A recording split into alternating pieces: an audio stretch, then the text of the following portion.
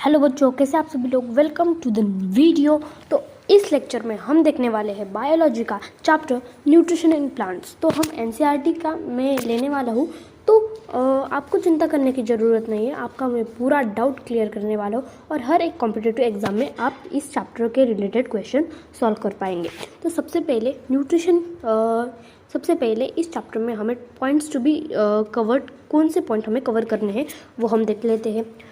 सबसे पहले हमें करना है न्यूट्रिशन, फिर ऑटोट्रॉपिक मोड ऑफ न्यूट्रिशन, फिर heterotrophic mode of nutrition, and then we have to study symbiotic relationship, then photosynthesis, and then requirement of photosynthesis, mechanism of photosynthesis, and factors affecting on the rate of photosynthesis. Okay, so first of all, what is nutrition?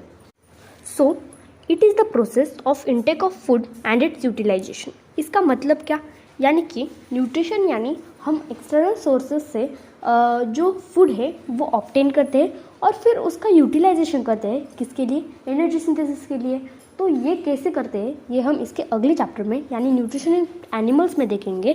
सबसे पहले तुम ये समझ लो, nutrition यानी intake of food from external sources and its utilization. Nutrition के दो modes होते हैं जिन्हें हम कहते हैं autotrophic mode and heterotrophic mode. अब then what is autotrophic mode of nutrition? So it is mode of nutrition in which organisms are able to build up or prepare their own food from simple inorganic substances like CO2 and H2O. अब इसका मतलब क्या, तो autotrophic mode of nutrition यानी ऐसा mode of nutrition जिसमें जो organism है वो खुद का फूड खुद प्रिपेयर करके खुद इंटेक करता है। यानी क्या, ऐसा मोड ऑफ न्यूट्रिशन जिसमें जो ऑर्गेनिज्म है वो prepare its own food by using raw materials like carbon dioxide and water. Okay, अब इसके दो प्रकार होते हैं। This organisms are known as autotrophs. Okay, यानी ये जो ऑर्गेनिजम्स होते हैं इन्हें हम कहते हैं ऑटोट्रॉप।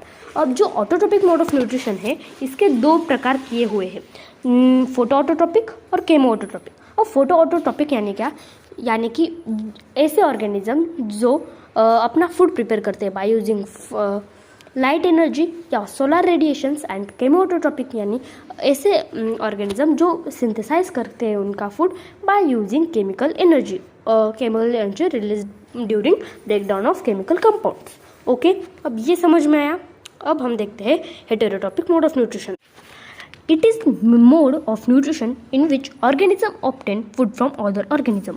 यानी क्या, हेटेरोट्रॉपिक मोड ऑफ न्यूट्रिशन ऐसे ऑर्गेनिज्म करते हैं जो खुद का फूड खुद प्रिपेयर नहीं कर सकते, इसलिए वो डिपेंडेंट होते हैं दूसरे ऑर्गेनिज्म के लिए पर। इसलिए हेटेरोट्रॉपिक मोड ऑफ न्यूट्रिशन में जो ऑर्गेनिज्म है वो दूसरे ऑर्गेनिज्म को किल करके उससे न्यूट्रिशन ऑब्टेन करता है। अब हेटेरोट्रॉपिक मोड ऑफ न्यूट्रिशन ये और 3 मोड ऑफ न्यूट्रिशन में डिवाइडेड है, यानी कि holozoic heterotrophic mode of nutrition, saprophytic heterotrophic nutrition and parasitic heterotrophic nutrition. So अब हम होलोजाइक हेटेरोट्रॉपिक न्यूट्रिशन देखते हैं। In this mode of nutrition organism intake food, digest it, absorb and utilize for energy synthesis.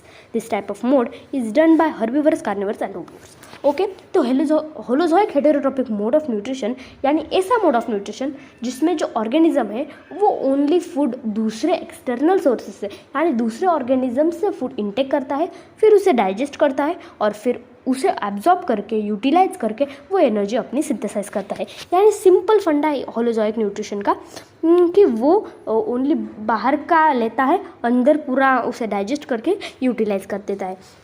तो human beings और बाकी के herbivores, carnivores, Omniverse ये सारे एग्जाम्पल हो गए किसके, होलोजोइक न्यूट्रिशन के। अब saprophytic mode of nutrition. Saprophytic mode of nutrition यानी ऐसा मोड ऑफ न्यूट्रिशन जिसमें जो ऑर्गेनिज्म है वो दूसरे ऑर्गेनिजम्स के बॉडी पर रहता है। इन this mode of nutrition organism obtain food from dead and decaying matter. Organism digest food outside the body by releasing juices and they absorb it. Okay, तो सैप्रोफाइटिक मोड ऑफ न्यूट्रिशन में जो organism है वो दूसरे organism के body पर grow करता है, यानी एक डेड एंड डिकेइंग मैटर पर ग्रो करता है और फिर जो उसके डाइजेस्टिव जूसेस है वो उसे डायरेक्टली बाहर फेंक देता है और फिर उस बॉडी को डाइजेस्ट करके फिर इंटेक करता है। यानी कि वो अपने बॉडी के अंदर वो फूड कब लेता है, जब वो डाइजेस्ट हो जाए। फिर parasitic mode of nutrition. In this mode organism grows in other organisms body, host and obtain food. अब पैरासिटिक मोड ऑफ न्यूट्रिशन, जैसे होलोजोइक में फूड अंदर लिया जाता था, सैप्रोफाइटिक में फूड डाइजेस्ट होने के बाद लिया जाता था, तो पैरासिटिक मोड ऑफ न्यूट्रिशन में ऑर्गेनिज्म ही फूड के अंदर घुस जाता है और फिर वहाँ से धीरे धीरे उससे न्यूट्रिशन ऑब्टेन करता है। तो इसके कुछ एग्जांपल्स है कसकटा यानी अमरबेल, कुछ worms like tape worm, hook worm, round worm etcetera, on all viruses. Okay, अब इसके बाद हम देखते हैं सिम्बायोटिक रिलेशनशिप। अब सिम्बायोटिक रिलेशनशिप यानी क्या? अब सपोज मेरे पास कुछ चीज़ है जो मेरे दोस्त को लगती है और उसके पास एक चीज़ है जो मुझे लगती है, तो हम दोनों क्या करेंगे? हम दोनों करेंगे एक्सचेंज। क्या करेंगे? एक्सचेंज कर लेंगे दोनों को और फॉर्म करेंगे दोनों के बीच में रिलेशनशिप। वैसे ही सिम्बायोटिक रिलेशनशिप होती है जिसमें दो ऑर्गेनिज्म एक दूसरे के बीच रिलेशनशिप फॉर्म करते हैं जिसमें दोनों एक दूसरे के लिए बेनिफिटेड होते हैं।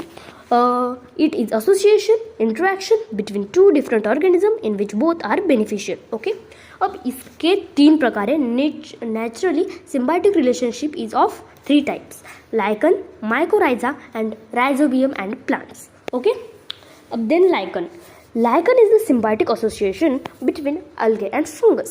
अब ये जो सिम्बायोटिक रिलेशनशिप है इसके डेफिनेशन में ही मैंने बताया था कि जो सिम्बायोटिक रिलेशनशिप है इसमें दोनों जो पार्टिसिपेटेंट्स है वो बेनिफिटेड होने चाहिए। तो वैसे ही जो लाइकन है उसमें पार्टिसिपेटेंट्स कौन है? फंगस एंड अलगे, तो दोनों एक दूसरे से बेनिफिटेड होने चाहिए। तो किस तरह बेनिफिटेड होते हैं वो? जो फंगस है वो क्या करता है? न्यूट्रिएंट्स एब्जॉर्ब करता है, वाटर एंड मिनरल्स एब्जॉर्ब करता है from the soil and provided to algae, and algae फिर वो वाटर एंड मिनरल्स लेकर फूड सिंथेसाइज करके देता है, प्रोवाइड करता है to the fungus. Okay, then mycorrhiza, symbiotic association between fungus and roots of higher plants, means roots of plant, conifer and orchid। अब mycorrhiza में दो एसोसिएशन होते हैं जिसमें फंगस और रूट्स होते हैं higher plant, conifer and orchid के। तो इसमें फंगस जो है वो मिनरल्स को एब्जॉर्ब करता है, वाटर एंड मिनरल्स को एब्जॉर्ब करता है और फिर सप्लाई करता है to the plant, and plant synthesize करता है फूड और प्रोवाइड करता है टू द फंगस। अब यहाँ पर एक बच्चों को डाउट आता है कि अगर प्लांट खुद का वाटर एंड मिनरल्स एब्जॉर्ब कर सकते हैं तो फिर वो वाटर एंड मिनरल्स एब्जॉर्ब करते हैं और फिर प्रोवाइड करते हैं to the roots of the plant और फिर प्लांट फूड सिंथेसाइज करके उसे देता है। तो यहाँ पर बहुत सारे बच्चों को डाउट आता होगा कि जो प्लांट्स खुद वाटर एंड मिनरल एब्जॉर्ब कर सकते हैं तो फिर वो फंगस की हेल्प क्यों लेते हैं? तो for the extra supply of water and minerals. अब माइकोराइजा दो प्रकार के होते हैं, एक्टोमाइकोराइजा एंड इंडोमाइकोराइजा। एक्टोमाइकोराइजा यानी ऐसा माइकोराइजा जिसमें जो फंगस है वो फॉर्म करता है web like structure outside the roots, and in endomycorrhiza the fungus form web like structure inside the roots. Okay, अब nitrogen fixing bacteria and plant.